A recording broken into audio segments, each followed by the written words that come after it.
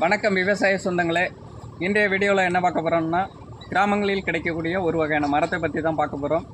வீடியோக்குள்ளே போகிறதுக்கு முன்னாடி நம்மளுடைய விவசாய களஞ்சியம் சேனலை லைக் பண்ணுங்கள், ஷேர் பண்ணுங்கள், கமெண்ட் பண்ணுங்கள், சப்ஸ்கிரைப் செய்து கொள்ளுங்கள் மக்களே. அப்போ தான் நம்ம போடக்கூடிய வீடியோ உங்களை வந்தடையும். வாங்க வீடியோக்குள்ளே போகலாம். இப்போ பார்த்திங்கன்னா இந்த மரம் பார்த்திங்கன்னா முருங்கை மரம். எல்லார் வீட்லேயும் கிராமங்களில் கிடைக்கக்கூடியது. பார்த்திங்கன்னா எல்லார் வீட்லேயுமே இருக்கும். இந்த மரமானது மரத்தினுடைய பட்டை, அப்புறம் பார்த்திங்கன்னா அதோட காய், பூ, அப்புறம் பார்த்திங்கன்னா கீரை எல்லாமே மருத்துவ குணம் உடையது. இப்போ இந்த கீரையை பற்றி தான் பார்க்க போகிறோம்.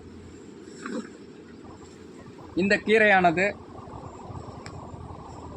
மருத்துவ குணம் உடையது. அப்புறம் பார்த்திங்கன்னா இந்த கீரையை பொரியல் செய்து சாப்பிடலாம். அப்புறம் பார்த்திங்கன்னா சூப் செய்து சாப்பிடலாம். முருங்கைக்கீரையில் இரும்பு சத்து அதிகம் உள்ளது. கால்சியம், பொட்டாசியம் போன்ற ஊட்டச்சத்துக்களும் நிறைந்தது.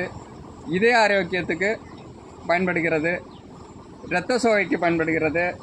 அப்புறம் பார்த்திங்கன்னா பெரியவங்களுக்கு முழங்கால் வலி முற்றிலும் குணப்படுத்தும் தன்மையுடையது.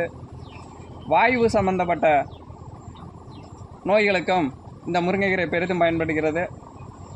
வாரத்தில் ஒரு முறையாவது இந்த கீரையை சாப்பிட வேண்டும்.